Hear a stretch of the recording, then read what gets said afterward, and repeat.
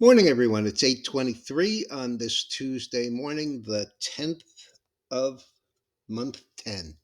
So, things are kind of quiet, uh, really very quiet.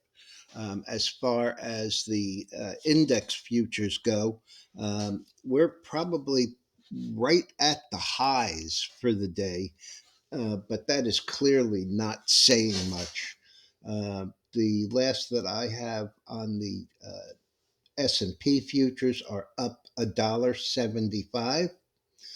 Um, the Dow is up about 45, and the Nasdaq is up about 14. So very little of anything. I mean, when I say it's quiet, when I came down an hour ago, it was up 28 in the Dow. So really not a lot of action. It's the same situation over in the futures. And as you can see, grains slightly lower. Oil giving back 19 cents, but heating oil, gasoline, and nat gas are all up. The gold, which got as high as 1870, up 570. I think that last night when I did the video, we were up about 10. Um, Silver down 3 cents. As far as the softs, cotton down a buck, coffee still hanging right around that 145 area, and down a buck. Sugar down 23 cents, so not much there. The dollar index is down about 4 cents overnight. Bitcoin down 100, Ethereum up 250, and the bonds are giving back about 18 30 seconds, which is about a third of yesterday's gain. So we sold half of those TLT calls, so we have the money off the table. But I'd certainly like to see it turn back up on this continued flight to safety. Things are quiet overnight in Europe and Asia. They're actually both higher, a little bit of a relief rally. China, of course, why I don't follow it. Another big Chinese real estate company fails to pay interest on debt. Okay, I have a correction from yesterday, and I really feel like an idiot. The information that I gave and said that it was on VFS was not. It was on PZO.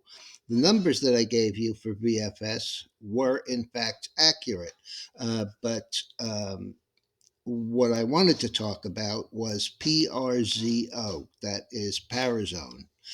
This is the Israeli company that I mentioned, and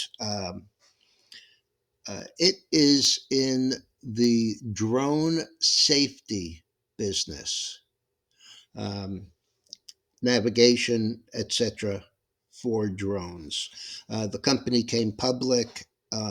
1,950,000 shares at $4 back in late July, July 26th to be precise. It opened at $4.13, which really wasn't much. It actually got as high as 4.15, and it closed down about 50 cents that day. It's been going sideways, but if anything, uh, the demand for drones. This is, as I said, an Israeli company. I can't imagine that the need for drones and drone safety equipment and navigation could possibly be more in demand in the Middle East right now. The stock yesterday got as high as it has been, by the way, um, as low as about 56 cents. So 4.15 to 56 cents. And it had closed, let's see,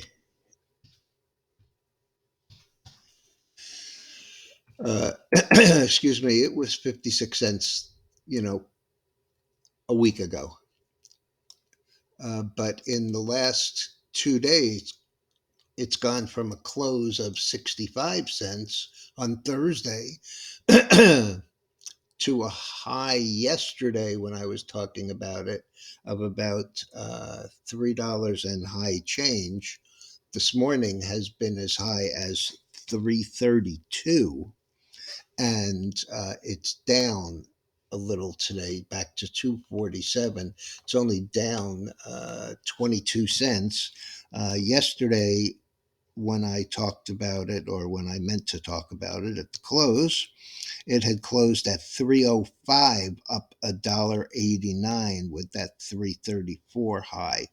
It was up 164%. But this is a strong Israeli company in the drone business, and they just landed a contract from Australia also for theirs. Okay, sorry about that. Fortunately, there was nothing you could do to make a mistake based on that. Okay, news this morning: small business optimism in the toilet. 90.8, down a half of 1%. That is the 21st month in a row of declining numbers there. To give you an idea of what that looks like, NFIB 90.8, the index in September remained below its 49-year average of 98. So when I say it's below its average, it's 10% below a 49-year average. That's difficult, to do. Um, the share of owners expecting better business conditions over the next 6 months fell 6 points to a net negative of 43%. So nobody's looking for strong business here, none of the small businesses. And most of them cite inflation as their main concern. But also, they're seeing a fairly substantial share of labor difficulties. The businesses in construction, retail, manufacturing, and service report labor shortages as a pressing concern. 93% of businesses actively in the market to hire are claiming to find no or few workers qualified for the positions. So those 13 million shares, 13 million new jobs, evidently, all the crap jobs are full. So the value of that number is, of course, absurd, especially since most of them are replacements for COVID related shutdowns. But, that's your government for you. Okay, we also have wholesale inventories, but those don't come out until 10. Two big names, or two names with big moves in the biopharma. Akaro, Akro. This is a company that is doing a phase 2 study on the disease NASH, which is non alcoholic cirrhosis of the liver. And they had what looked like okay numbers on the headline, but didn't work out that way. The stock closed yesterday 48.54. They reported this disappointing information. The headline, looked okay, but when you got into it, the stuff was the results were very soft. It did, however, trade up to 58.94 this morning. So it went from 48.54 to 58.94 and then collapsed all the way back to 16. The last on it that I have right now is 1985, down 28.30 or 60 Um, and this next one is a little puzzling. ETNB. This is another uh, biotech, and its problem was with some inducement shares, options. To say it in English, these are stock options for people that they want to hire away from others. I mean, you can't get much simpler than that. What I found interesting about it is the fact that we're talking about a company that uh, closed yesterday at about 15 and a half. It's issuing, the board approved 116,000 inducement options, and the stock is 1030 down 530 or 34%. I have no idea why you should see such an outsized loss over 116 shares of a 10 or $15 stock.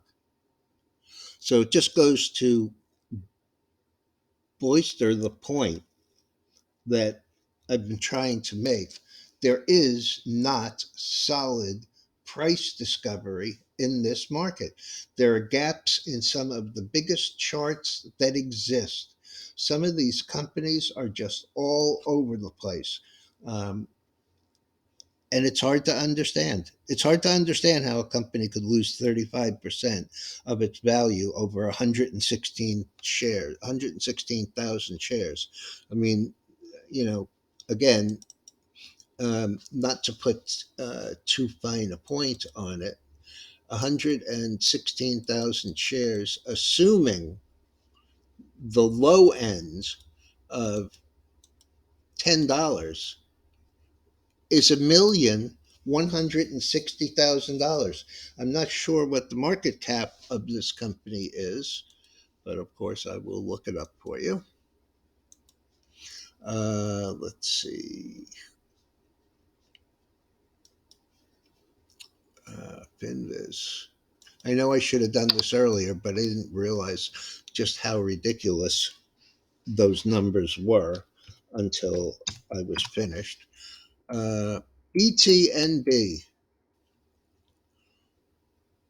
market cap 1.17 billion with 75 million shares outstanding, down 30%, 35% over 1,160,000 shares.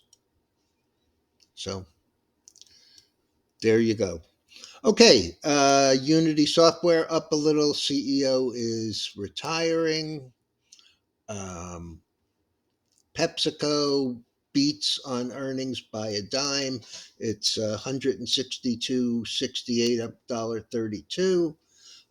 PG&E to pay 45 million penalty for the California wildfire. Don't even know which one or which year. Rivian upgraded to buy from neutral at UBS. It's up 60 cents. GM uniform members begin a strike at GM. That's up in Canada. The stock is basically unchanged. Electronic Arts upgraded to buy at B of A, 122 and change, up $2.22 or 1.8. And Honeywell up two and a quarter or a little over 1%, sees Q3 revenues in line with expectations, and earnings per share either within or above prior guidance. So that's about it right now. Dow futures up 46, NASDAQ up 10, uh, and the S&P is sharply unchanged at up about $1.25. All right, folks, be careful out there. and have a good one.